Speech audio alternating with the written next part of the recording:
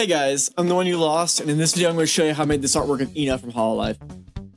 So, this particular artwork was in kind of a sequence of trying out new things. I recently shared with you the video of the previous Ina artwork, which I had a lot of vivid colors, and that made me realize, holy crap, I need to keep practicing with these colors because they look like candy and I love them.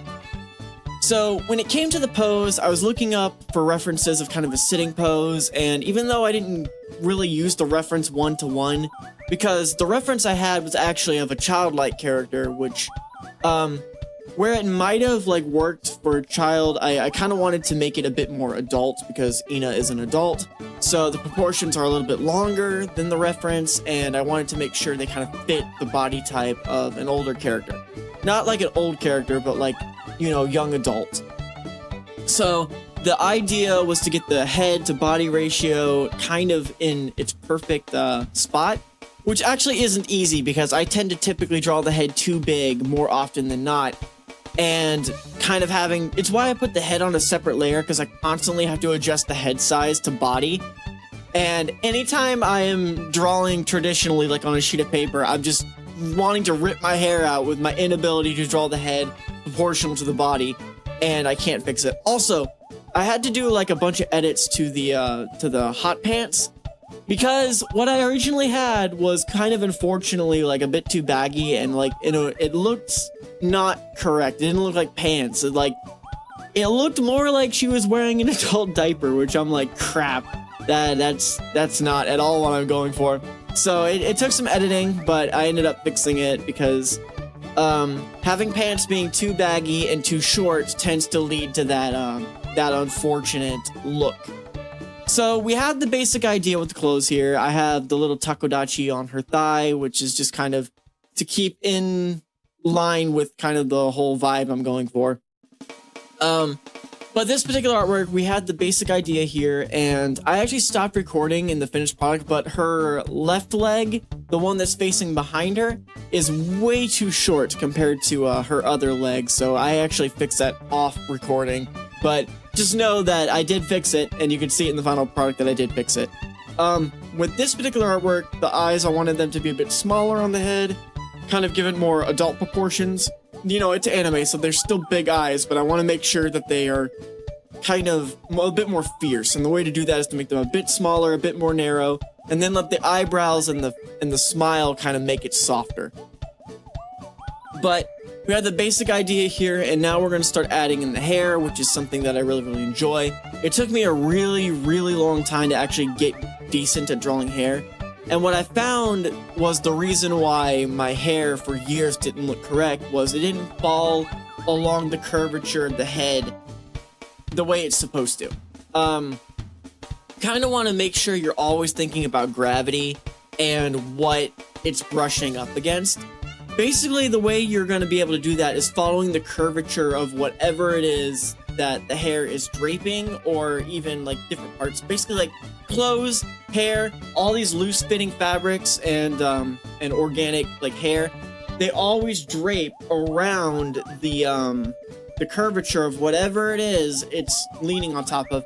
So as long as you have gravity in mind and gravity is pulling it straight down, you're gonna be able to just follow it and feel the pull of the character. So you wanna, like, it's the reason why people draw things like cylinders and whenever they're like blocking out the shapes, they use basic shapes, because understanding how things move and the curve behind it will actually make your stuff look a lot more realistic. It'll drape correctly and it'll just work.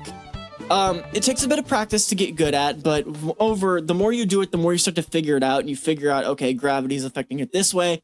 This is the volume of whatever it is it's going over, and I need to take that into account anytime I do something. Now, I do make little mistakes. Sometimes whenever I have the hair, like if I have the head turned, it should go straight down, but instead I kind of make it go out a bit. And even though that's incorrect, it's actually the best thing to do, because if we fully follow gravity, the hair might cover up the eyes in a way that's unappealing, or it's kind of one of those things that, to some degree, you need to break the rules and think of rule of cool. If it looks better, it probably is better. it's one of those things that I see a lot of people say like, oh, but like professional painters, they painted like real life people and landscapes, to which I usually reply with this. What makes an artist artistic is knowing when to take something that's there and then embellish it to make it look better. Because when that painter painted the landscape, the time of day did not stay the same for the 4 hours that he worked on it. And maybe just because you could see the horizon doesn't mean that that mountain wasn't obscured by haze and it didn't look right, so you change the colors slightly to make it pop out more. The point of being an artist is to actually see what's there and think about how to improve it. Photographers do the same thing. Whenever they have a character in a room, you could take a picture of the person in a room and it'll be okay, but you want to do things like add rim light, maybe change the background, like move the person or the portrait to where it looks the best. The point is you're trying to bring out everything that you're trying to convey, and you want to artificially create that. Because sometimes reality is not perfect. It's like people draw bowls of fruit. Well, if the lighting on the bowl of fruit looks like crap, you gotta fix the lighting and then paint it. And sometimes, if you're dealing with things like sunlight, the sunlight changes in the day, so now you have different shadows. So you just have to know. And that's the point of like studying the masters, is actually learning what works and what doesn't. Because as many of you have probably taken photos from, say, your iPhone, your photo may look like crap because you haven't used rule of thirds, you didn't frame it correctly, and the lighting's terrible.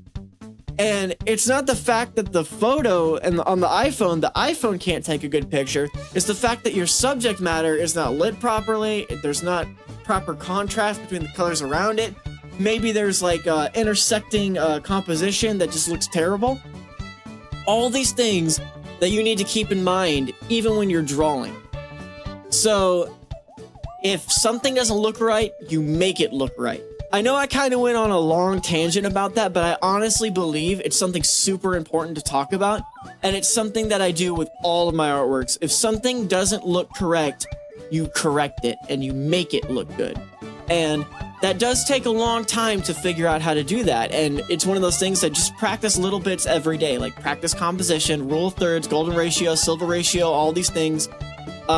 Focus on things like tangents that don't quite make sense, and color, and how to bring something that is hidden by color and change the color to bring it out.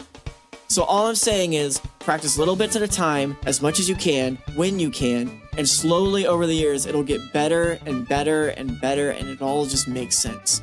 So that's been my kind of rambly explanation on composition and what I did with this artwork. I know I did mostly composition, but if you like this video, even though it was a bit rambly, let me know in the comments. Like, comment, subscribe, hit the bell. Helps me out a whole lot.